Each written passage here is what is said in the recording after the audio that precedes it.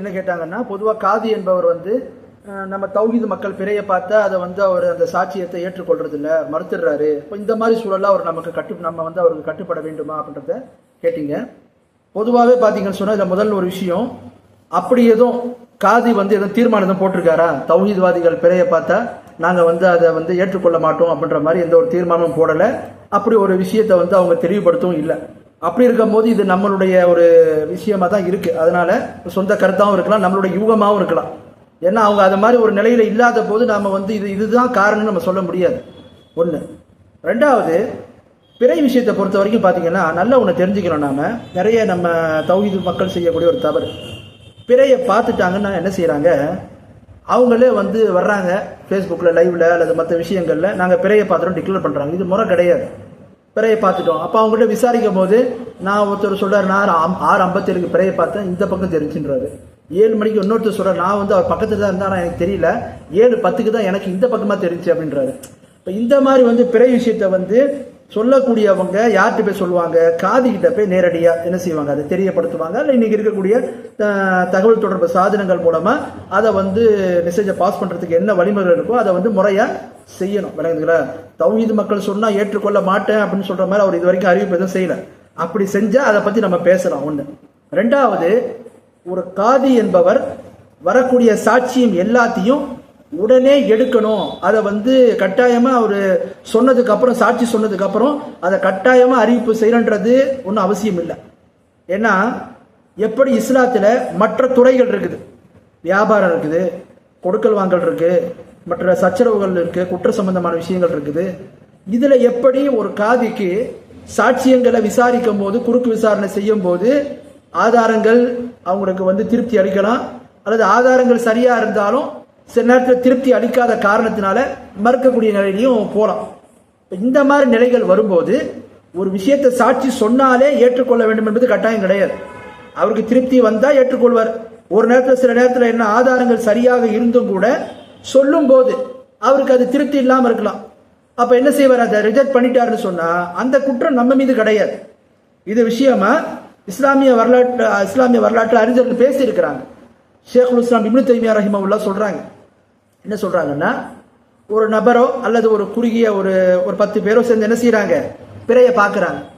பிறையை பார்த்து விட்டு அதிகாரிகள்கிட்ட அந்த காதி கிட்ட தகவல் சொல்றாங்க, நாங்க பிறையை பார்த்துட்டோம். அவர் ஏற்றுக்கொள்ளவில்லை என்று சொன்னால் அவங்க என்ன செய்யணும் அப்படின்றத பத்தி பேசும்போது 3 விதமான கருத்து சொல்றாங்க. இமாமுடைய கருத்தை 3 விதமான கருத்து சொல்றாங்க ஷேக் இப்னு தைமியா ரஹிமஹுல்லாஹ். என்ன கருத்து? முதல் கருத்து, அவர் என்ன செய்வாரு, நோன்பை ஆரம்பிப்பார். ரமலானுடைய அந்த பிறையை பார்த்தார், முதல் பிறையை பார்த்தாருன்னா நோன்பை ஆரம்பிச்சிடுவாரு. ஒண்ணு. ரெண்டாவது, அதே கருத்துல அவர் ரமலான் முடிஞ்சு ஷவ்வாலுடைய அந்த பிறையை பார்த்தாலும் அவர் சாட்சி சொன்னார் பிறையை பார்த்துட்டுன்னு, ஆட்சியாளர் இது காதி ஏத்துக்கல. அப்ப என்ன செய்வாரு, அவரு நோன்பு வைக்க மாட்டார், அவரு நோன்பை விட்டுருவாரு. ஆனா என்ன, இமாம் ஷாஃபி ரஹிமஹுல்லாஹ் சொல்றாங்க, இதை செய்வார் ரெண்டுத்தையும். நோன்பு வைக்காம இருப்பாரு, அதே மாதிரி அவர் பிறையை பார்த்தாலும் நோன்பு வச்சிருவாரு. ஆனா இதை அவர் பகிரங்கப்படுத்த கூடாது, மக்களுக்கு தெரிகிற விதமா நடக்கக்கூடாது. ஏன், அவர் அவ்வளவு உறுதி ஆயிடுச்சு. ஆனா ரசூலா சொன்ன அந்த ஜமாத்தின் அடிப்படையில் செயல்படுறதுக்கு காதி சாட்சியத்தை ஏத்துக்கல, காதிக்கு திருப்தி இல்லை, ஏதோ ஒரு காரணம் அவர் மறுத்துட்டார். இப்ப அவர் என்ன செய்வாரு, நோன்பை ஆரம்பிப்பார், ஷவ்வால் பிறையை பார்த்து நோன்பை விட்டுருவாரு, விட்டுட்டு மக்களோடு சேர்ந்து நோன்பை கொண்டாடுவார். ஆனா என்ன, இதை அவர் பகிரங்கப்படுத்த கூடாதுன்றாங்க. முதல் விஷயம், ஒரு பாயிண்ட். ரெண்டாவது ஒரு கருத்து என்ன சொல்றாங்க, ரமலானுடைய ஆரம்ப பிறையை பார்த்தா சாட்சி சொன்னாரு, காதி ஏத்துக்கல இல்ல அதிகாரிகள் ஏத்துக்கலன்னு சொன்னா நோன்பை ஆரம்பிச்சிடுவார். ஆனால் ஷவ்வால் பிறையை பார்த்துட்டு சொல்றாரு காதி ஏத்துக்கல அதிகாரிகள் ஏத்துக்கலன்னா அவரு நோன்பை விட மாட்டார், மாறாக மக்களோடு சேர்ந்து மறுபடியும் நோன்பை வைப்பார். அவர் 30 நோன்பை வைப்பார். அவர் நோன்பை விடக்கூடாது. ஏன், இது ஒரு கருத்து சொல்றாங்க. மூணாவது ஒரு கருத்து என்ன, பிறை பார்த்து ஒருவரோ அல்லது ஒரு கூட்டமோ பிறை பார்த்து சாட்சியம் ஏற்றுக்கொள்ளப்படல அப்படின்னு சொன்னால் அந்த மாதிரி நிலைகள்ல அவங்க என்ன செய்வாங்க, நோன்பை அவர்கள் ஆரம்பிக்கவும் கூடாது, நோன்பை தனியா முறையில் விடவும் கூடாது, மாறாக மக்களோடு சேர்ந்து தான் நோன்பை ஆரம்பிக்கணும், மக்களோடு சேர்ந்து தான் நோன்பை விடணும். ஏன், அவங்க சாட்சியம் ஏற்கப்படல. இந்த 3 கருத்தை சொல்லிட்டு ஷேக் இப்னு தைமியா ரஹிமஹுல்லாஹ் சொல்றாங்க, 3வது கருத்து தான் சரின்றாங்க. பிறை பார்த்து சாட்சியம் ஏற்கப்படலன்னு சொன்னா அவர் நோன்பை மக்களோடு தான் ஆரம்பிக்கணும், மக்களோடு சேர்ந்து தான் நோன்பை விட வேண்டும். அப்ப இங்க நல்லா நம்ம பார்க்கிறோம், இஸ்லாமிய வரலாற்றுல ஃபிக்கில் எங்கேயுமே பிறை பார்த்தவர், இதாவது சவுதியில பார்த்தாங்க, சர்வதேச பிறையை பார்த்தாங்கன்ற பேர்ல வர்றது வேற. இங்க என்ன சட்டம்னா, ஒரு பகுதியில பிறை பார்த்துட்டாங்க, ஒருவரோ அல்லது ஒரு சிறிய கூட்டமோ பிறையை பார்த்துட்டாங்க, அந்த சாட்சியம் ஏற்றுக்கொள்ளப்படலை, சாட்சியம் மறுக்கப்பட்டுடுச்சு.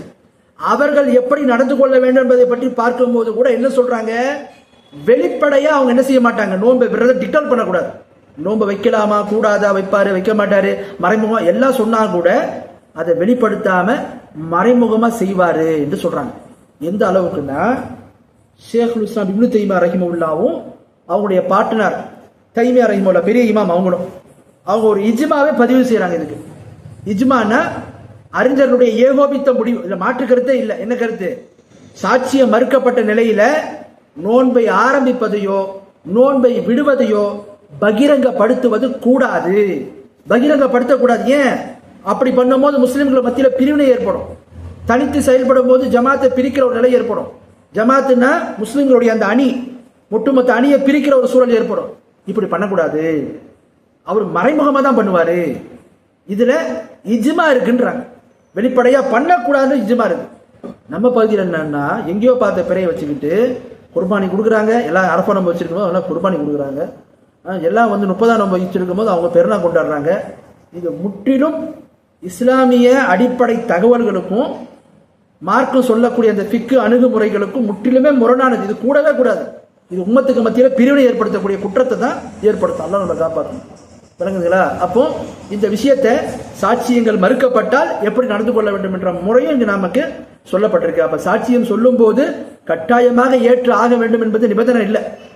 ஏற்கிறதுக்கும் மறுக்கிறதுக்கும் அதிகாரம். ஒருவேளை சாட்சியம் உண்மையாக இருந்து அதை வேண்டுமென்றே ஆட்சியாளரோ அல்லது காதியோ வேண்டுமென்றே மறுத்தாங்கன்னா அதற்கான குற்றம் அவர்கள் மீது தான் ஏற்படும். சாட்சியம் உண்மையா இருந்துச்சு, அவங்க விசாரிச்சாங்க, அவங்களுக்கு மறுக்கிறன்ற எண்ணம் இல்லை, அவங்களுக்கு ஆனா திருப்தி இல்லை, அதுல அந்த காரணத்துல மறுத்தாங்கன்னா அவங்க மீது குற்றம் இல்லை.